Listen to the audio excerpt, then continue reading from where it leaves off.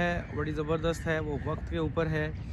इसकी आपको एक मिसाल मैं दूंगा कि एक साहब हैं जो बहुत अमीर हैं, अल्लाह ताला ने उनको बहुत माल दौलत जायदाद दी है।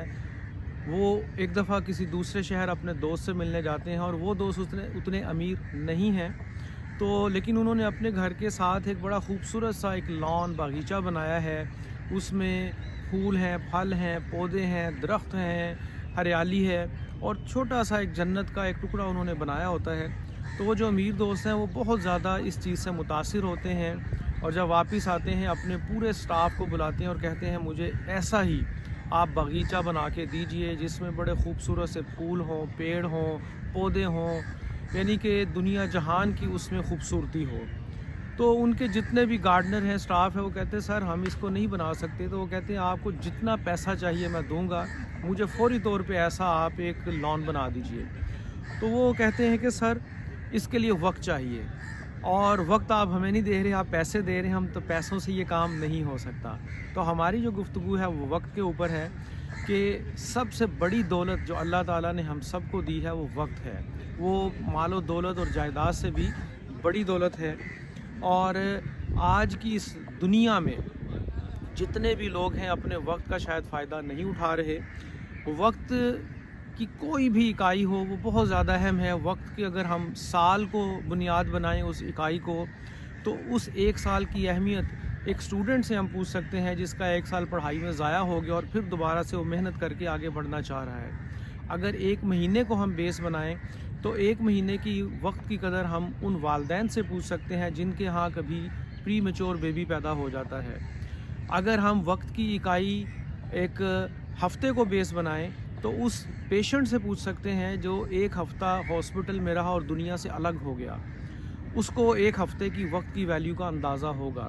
अगर हम एक दिन इसको बेस बनाकर चलें तो एक दिन की वक्त की अहमियत का अंदाज़ा एक मज़दूर को तो हो सकता है जिसने सारा दिन मेहनत करनी है और उसके बाद पैसे कमाकर अपने घर जाके अपने बीवी बच्चों का, वालदैन का बटर एंड ब्रेड का सिलसिला जो है वो जारी रखना है।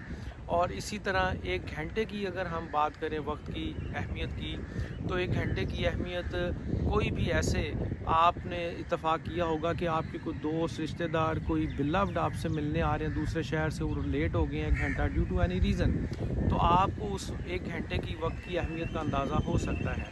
अगर 1 मिनट देखें अगर हम, तो बाज़ औक़ात अगर 1 मिनट के फ़र्क से हमारी कोई ट्रेन या एरोप्लेन हम मिस कर दें तो उस 1 मिनट की वैल्यू का भी हमें अंदाज़ा हो सकता है। और अगर 1 सेकंड की अगर हम देखें, इवन माइक्रो सेकंड की भी देखें अहमियत, तो एक ओलंपिक्स में एथलेटिक्स के मुकाबलों में, दौड़ों के मुकाबले में वो खिलाड़ी जो फर्स्ट नहीं सेकंड आया तो वो माइक्रो सेकंड के फ़र्क से वो पीछे रह जाता है, तो उसकी भी अपनी अहमियत है। तो वक्त की कोई भी इकाई हो, चाहे वो साल है, महीना है, दिन है, 1 घंटा है, 1 मिनट है, 1 सेकंड या माइक्रो सेकंड है, हमें उसको ज़ाया नहीं करना चाहिए। आपको मैं यह बताता चलूँ कि पाकिस्तान में जो एवरेज लाइफ है वो 66 साल है। इन 66 साल ज़िंदगी में हम तकरीबन 22 साल सोकर गुजारते हैं। हम इसमें से 10 साल जो हैं अपने काम काज को, अपनी वर्किंग को दे देते हैं। हम 8 साल टीवी और सोशल मीडिया को देखने में और इस्तेमाल करने में गुजार देते हैं। हम 5 साल अपनी ऑफिशियल ज़िम्मेदारियां पूरी करने में गुजार देते हैं। हम तकरीबन 3.5 या 4 साल खाने पीने को दे देते हैं। हम इस 66 साल ज़िंदगी में से 4 साल तालीम को दे देते हैं। हम इस 66 साल एवरेज ज़िंदगी में से तकरीबन 2 साल अपनी ग्रूमिंग को दे देते हैं। हम इस 66 साल ज़िंदगी में से 2 साल शॉपिंग को दे देते हैं और इस 66 साल ज़िंदगी में तकरीबन नेट एवरेज 1.5 साल बच्चों की परवरिश को भी दे देते हैं और 2 साल जो है वो ट्रैवलिंग को दे देते हैं। और बाकी कुछ साल अगर हम चाहते हैं कि अपने इस वक्त का फ़ायदा उठाएं तो हमें अल्लाह के लोगों के भी काम आना चाहिए।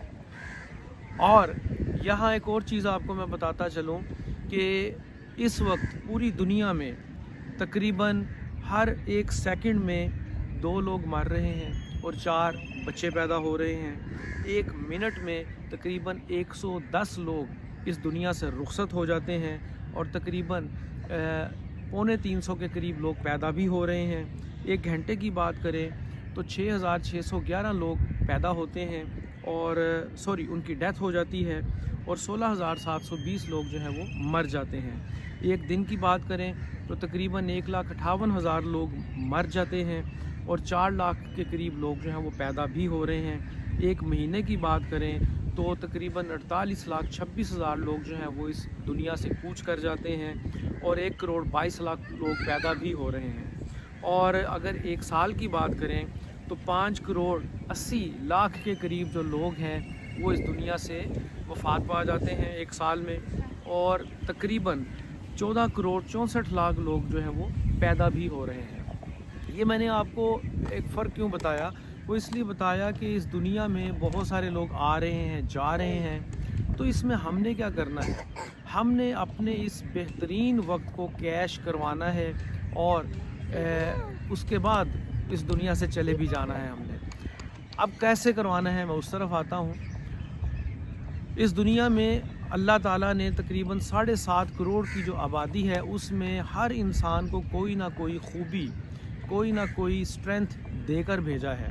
تو کرنا کیا ہے؟ ہم نے اور آپ نے اپنی اس اسٹرینتھ کو یا خوبی کو ڈسکور کرنا ہے، اپنے اس توانائی کو، اپنی اس پوٹینشل کو ڈسکور کرنا ہے، اور جب آپ اپنی اس پوٹینشل کو ڈسکور کریں تو اس کو اپنی اسٹرینتھ بنا لیجئے، اور اپنی اس اسٹرینتھ کو کیا کرنا ہے؟ آپ نے اس کو اپنا پیشن بنا لینا ہے، اور اس پیشن کو کیا کرنا ہے؟ ان دا لانگ رن اپنا پروفیشن بنا لیجئے، اور اپنے اس پروفیشن کو آپ جو ہے پیک پرفارمنس میں بدل دیجئے، اور اس پیک پرفارمنس کو آپ اپنی ایکسیلنس میں بدل دیجئے وقت کے ساتھ ساتھ۔ اگر آپ اپنی سیلف ڈسکوری سے لے کر اس ایکسیلنس کا سفر اچھے طریقے سے اور اچھے وقت کے ساتھ کور کر جاتے ہیں تو یہی اس دنیا کی کامیابی ہے، اور اسی میں ہم بھی خوش، ہمارا رب بھی خوش۔ تو خوش رہیے۔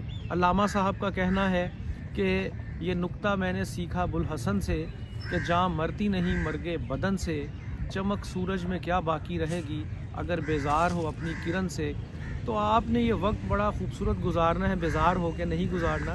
اس دنیا کو جتنے عرصے کے لیے بھی ہم اور آپ آئے بہت اچھے طریقے سے گزارنا ہے اور اپنی لائف کو ایک پرپز فل لائف بنانا ہے۔ بہت شکریہ۔ اللہ حافظ۔ پاکستان زندہ باد۔